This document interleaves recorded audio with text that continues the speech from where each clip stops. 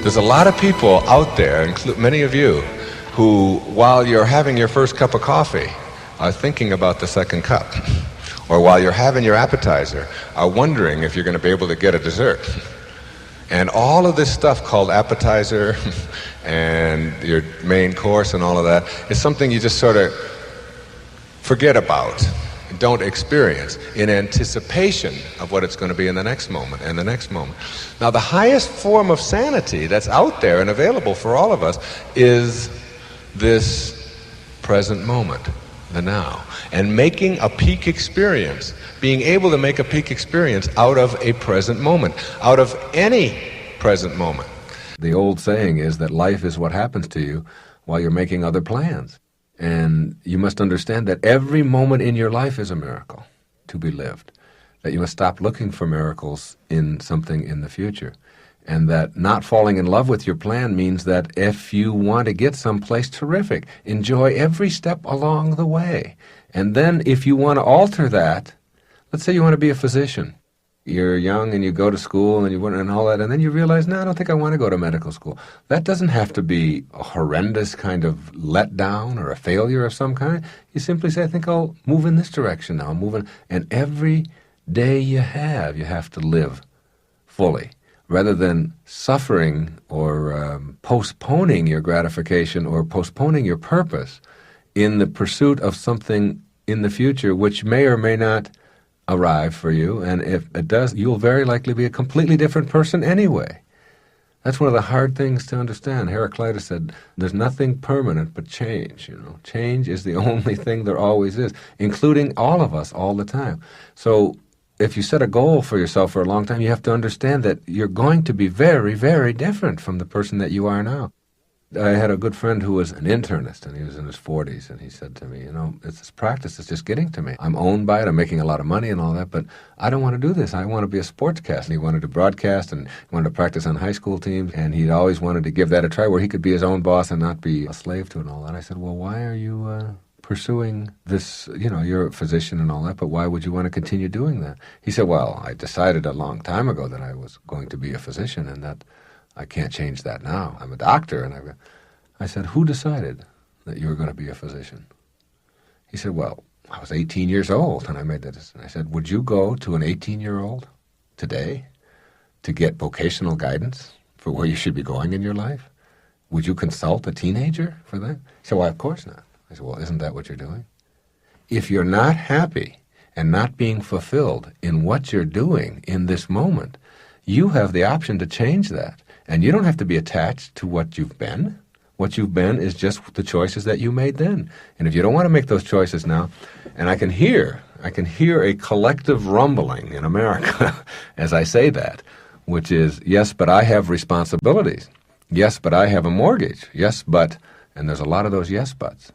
And I say to you that if you have always been responsible and paid your bills, then that is who you are, and that's what you ought to consult, rather than someone who is telling yourself that a disaster is on the way if you make a choice to be something that you never dreamt you could be. When I left the professorship, and I left an opportunity to have tenure for the rest of my life and a lot of external kind of security, and resigned, and went across the country to talk about erroneous zones back in 1976, everyone told me how insane that I was. But I've never listened to what everyone else said, because you have to listen to who you are. And I knew that no matter what, my inner voices told me this is what I have to do, and you can't stop someone who knows they have to do it from doing it. The irony of that is that I made more money, and I never even tried to. I never thought I'd make money writing, because I'd already written a whole lot of books that didn't make any money, textbooks and so on. And writing was just something that I am. And it wasn't anything I could quit, stop. I didn't want to. I loved it. I felt fulfilled and so on when I wrote. And I knew that I was leaving footprints and all of those things. The irony is that after I finally resigned and did what I wanted to do, I made more money in the first year that I went out and did what I really believed in and loved than I had made the entire 35 years previously of my life, my whole life. In 1 year, I made more money. And that isn't because I was lucky. That isn't because I'm Wayne Dyer and I had any opportunity. I didn't have any more opportunity than anybody else. In fact, I had less. I came from complete poverty and many years in foster homes and orphanages and having to earn my own way through everything. Wasn't that at all. It was when you advance confidently in the direction of your own dreams and you go out there to live the life that you have imagined. Success will chase you and arrive in your life in external forms in an amount sufficient to take care of your needs. It will happen for you. As long as you stay there and tell yourself you've got to continue to do something, you've always done it because you've always done it, then the only payoff you get for that is to defend your misery. It's like arguing for your limitations. The only thing you get are your limitations. And the people who love you, care about you, your family and so on, will support you consulting your inner voices and your inner signals and doing what it is that you know you have to do. And if you picture yourself being successful on it, and you know that it's going to work, and you won't let any other image into you, it will get stored away within you exactly the same as if you were out working on it. And if you guide yourself by that image and just won't let that image out, you can't not make it happen. You can't. It's that law of the universe, because an image gets stored away the same as an experience. And every obstacle you just see as an opportunity to see what I've got to do to shift and to do it. Meantime, you're feeling purposeful and you're being purposeful. You're no longer looking for a purpose, you are your purpose. Here are some of those fears. Fear of failing. Get rid of it. You cannot fail at anything. Everything you do produces a result. It is what you do with the results that counts. Labeling yourself a failure is meaningless. Fear of disapproval. Get rid of it. You do not need external validation. You are a divine creation of God. Your path is unique and special. Get on with your purpose. Fear of suffering. Get rid of it. You cannot suffer when you know your sacred self. Only the person you imagine yourself to be suffers. Your joy is divine, and so is your suffering. All of the woe is a part of God's plan, bringing transcendent wisdom when you stop judging it. Fear of isolation. Get rid of it. You can never be alone. When you know this, you will never fear loneliness. There is a gigantic support network of loving souls with you on a similar path. Know that to be true. Stay focused on your purpose and forget about being isolated. When you do this, all of the guidance and love that you need will begin to be known by you. Fear of looking foolish. Get rid of it. When you are doing the work of the higher self, you are always on purpose. Whether others judge you as foolish or not is irrelevant. And finally, fear of success. Get rid of it. Replace the fear with knowing that you deserve any prosperity or abundance that comes your way. Know that when you are on the way of your sacred quest, external measures of success will appear. Your success, however, is an inner matter. It is your personal feeling about yourself, and certainly you do not want to be afraid of yourself. These, then, are the 6 fears that interfere the most with the way of our divine purpose. Know that you possess the inner tools to transform your life, and the fear will be gone before you can utter, "Get rid of it." One of those inner tools is to acknowledge to yourself when fear enters your personal picture. When you do notice yourself experiencing fear, please be sure to gently allow it into your awareness. Feel it and refuse to judge it. The first time I had ever walked out on stage to speak before thousands of people and had forgotten my notes, I experienced severe feelings of fear. Not acknowledging my fear would have kept it right there on stage with me. But I surrendered to the fear, while I reminded myself that I was not alone. I went out on that stage with my fear as my companion. Before even a few minutes had passed, I was absorbed in my mission and my fear was gone. By acknowledging the fear, and then doing what you were afraid of anyway, you serve notice on those kinds of self-defeating thoughts. You also take a giant step toward banishing doubt from your life. Fear and doubt are partners. That which you doubt will cause you to be afraid. That which you fear creates doubts about your ability to deal with it. Faith is an antidote to fear and doubt. In most cases, the use of the word faith is associated with developing a religious framework for our lives. Faith and worship in this context go together. I'm not talking about faith this way. I honor whatever your religious persuasion is, but I do not want you to confuse religious beliefs with the actual presence of faith. Faith is akin to knowing God, which is different than believing in God or knowing about God. Knowing, as I am speaking about it, is an experience on a cellular level of personal experience which has not one iota of doubt attached to it. To me, faith is an inner knowing and a capacity to see God in everything, including myself. This kind of faith does not come from books. The kind of faith I am describing does not need a religious service or a holy book. It comes from having the direct inner experience of God as a part of your higher self. It is demonstrated in countless ways in daily life. You do not necessarily have to see this inner light with your senses, yet the experience is known. You know that what you do not see is there for you as well. I've seen my wife, Marceline, demonstrate this inner faith on 7 different occasions when she has given birth to our children. Throughout her pregnancies, she talks to me about her faith in God being with her. She knows that bringing a child into the world is more than a physical experience. She knows that it is a holy opportunity that she has been entrusted with. She has absolutely no doubt about her ability to proceed through all stages of her labor and childbirth without complications, pain, or any suffering. This faith literally puts her into a higher state of awareness, and her physical appearance literally changes. She has actually left the confines of her body. Through the power of her miraculous concentration on what she has to do, she proceeds unaware of surrounding distractions. Her inner faith has literally seemed to banish the doubt about her ability to deliver a baby in a spiritual and pain-free environment. She doesn't believe that God is there for her. She absolutely knows it. The idea of any doubt being present is ludicrous to her. I have been in the labor room with my wife while women all around her were out of control with fear and doubt. Marceline, relying on her faith, is participating in the act of creation as an observer and a faithful participant. In fact, she has taken that same inner knowing based on faith to assist other women in having their babies. She accompanies them through the entire process from the first months of pregnancy through delivery, helping them access their inner selves and reassuring them that if they banish doubt, they will have a spiritual childbirth experience. I have yet to see it fail.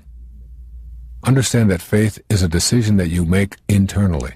It is a mental decision to know that everything is on purpose. Faith then becomes an energy that resides within you at all times.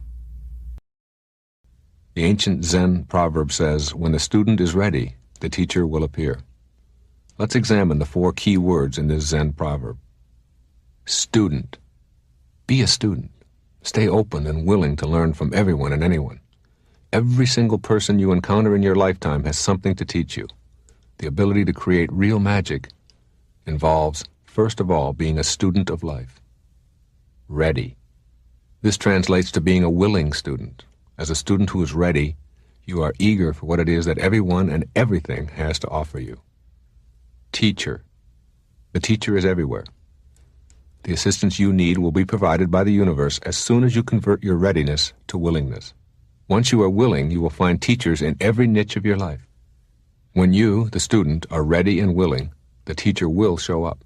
You simply have to look around, open your new eyes, and silently ask yourself, who is my teacher? Appear.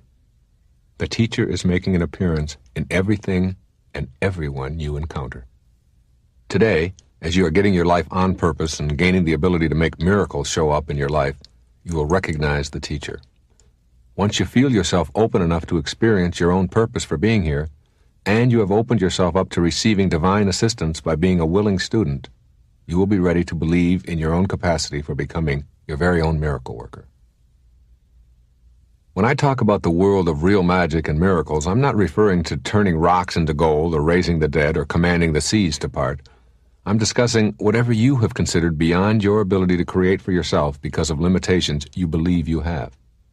I want you to cultivate the foundation for creating real magic in any area that you would like. You must begin by examining your life focus and beliefs before attempting to implement any real magic strategies. I have identified 7 beliefs that can help you tap the power of real magic. Number 1, there's an invisible but knowable life force within you. Try cultivating an awareness of the invisible life force that suffuses all form in the universe, including your own physical body. This is the same universal intelligence that directs a rose to be a rose, the planets to align and move through space, and you to be you. It is in fact what allows you to perceive and experience your physical body and this physical world in which you find yourself temporarily housed.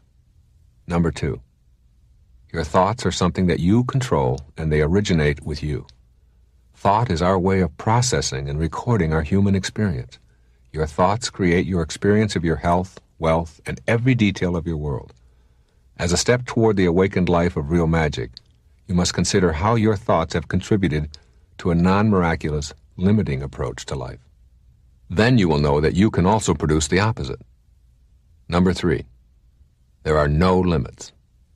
All of the things that you have become convinced are limits are products of the way in which you have learned to think.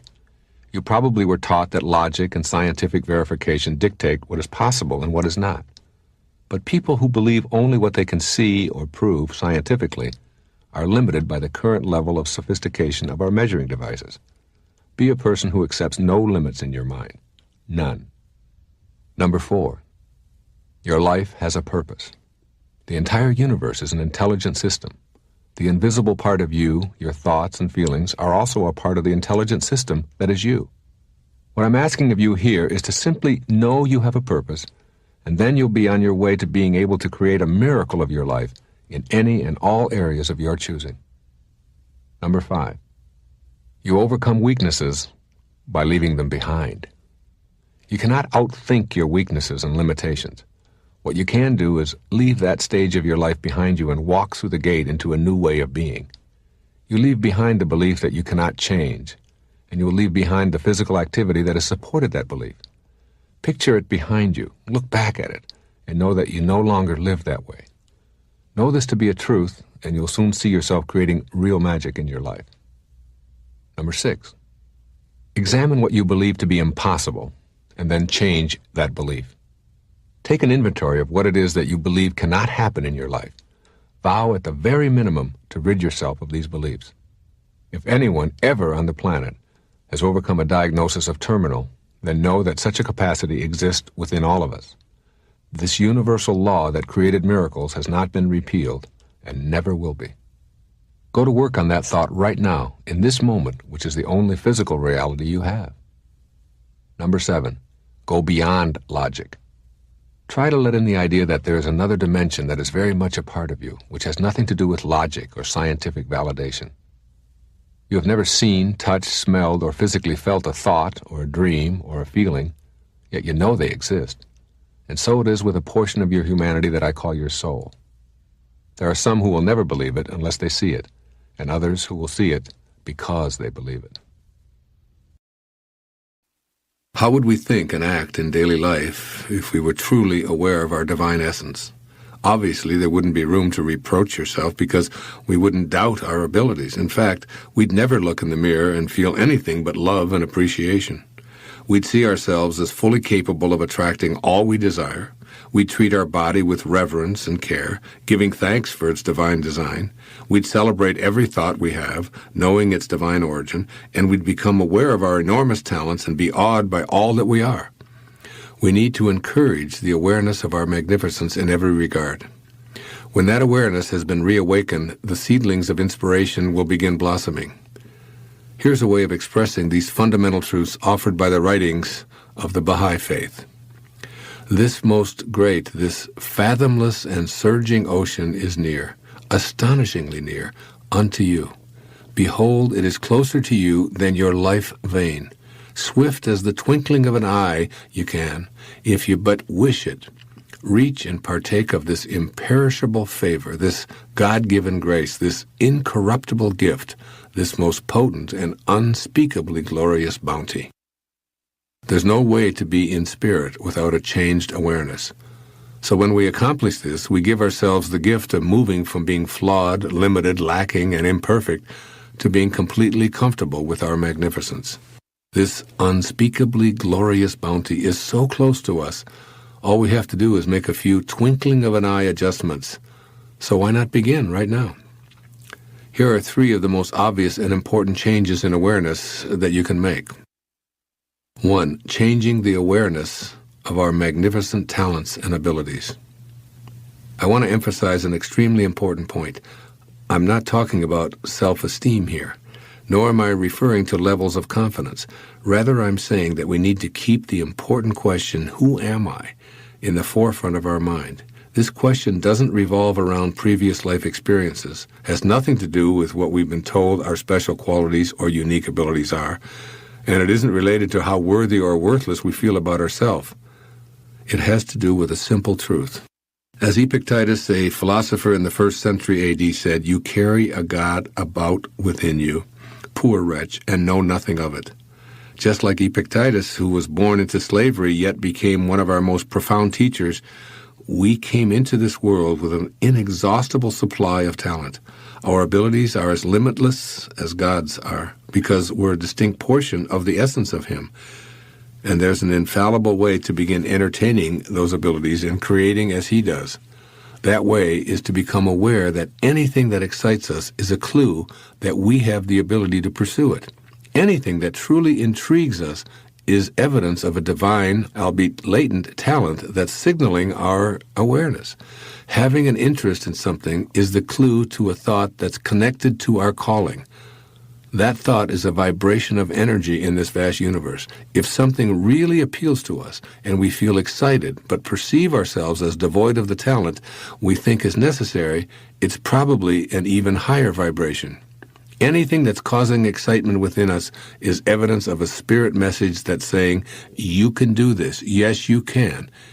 If we react to this message with anything other than, "You're correct, I can do this, I have the ability to do it," then we've selected the vibration of resistance and ignored the vibration of excitement and interest that spoke to us. Our thoughts about who we are, what excites us, and what we feel called to be and do are all divinely inspired and come with whatever guidance and assistance we'll need to actualize these goals. The decision at this point is, are we willing to listen to these divine thoughts that pique our interest, or do we go on listening to the false self that's made us what Epictetus called a poor wretch? Rather than case studies of which I have only second-hand knowledge, I'm going to use some examples from my own life that illustrate listening to the false self. My background would appear to be an unlikely one for what I'm calling magnificence. Here's what it would look like on paper. Fathered by an alcoholic who abandoned his 3 children, childhood years spent in foster homes, a classic underachiever, educated in public schools, grew up at the low end of the socioeconomic scale. No financial advantages, no examples of or ambitions for higher education, 4 years as an enlisted man in the United States Navy, admitted to a university on a provisional acceptance at the age of 22 due to lower than average grades in high school, worked his way through 3 advanced degrees by being a cashier and a stock boy in a grocery store in Detroit. This isn't exactly what you'd call a prescription for becoming the best-selling author of 28 books and a successful public speaker. I couldn't begin to tell you how many teachers of creative writing and speech gave me low grades for my efforts in these fields. All I can say for certain is that I've always had a knowing about my interest in writing, have always been excited by the prospect of entertaining and informing an audience, any audience. By all of the accepted standards, I didn't have any writing ability. What I did have, and still do, was an interest and a passion for writing. It inspired and thrilled me, and I simply loved it. From the perspective of inspiration, I had the ability to do it, and that's all I needed to know. Then as now, I trusted that the universe would handle all of the details, including, will I be published? Will the critics approve? Will my book be a bestseller? Will my mother approve? Will I get an apology from any of my old English teachers? But really, who cares about any of this? The fact that writing excites me is all I've ever needed to know. When I follow that thought and stay with it, I conclude that I have the ability and the talent. And so do you. Like me, it's easy to find what excites you. What do you find intriguing? Does learning yoga and becoming an instructor interest you? Then you have your answer. The issue isn't about ability, it's about being matched up in spirit with your current thoughts and behaviors. A lot of people are looking for the how-tos. How can I become a more spiritual person? Or how can I find my purpose? And they start with the way that they learn anything. Problem solving logic. A plus B plus C plus D equals whatever it is, and you just go through the steps. It's not like that.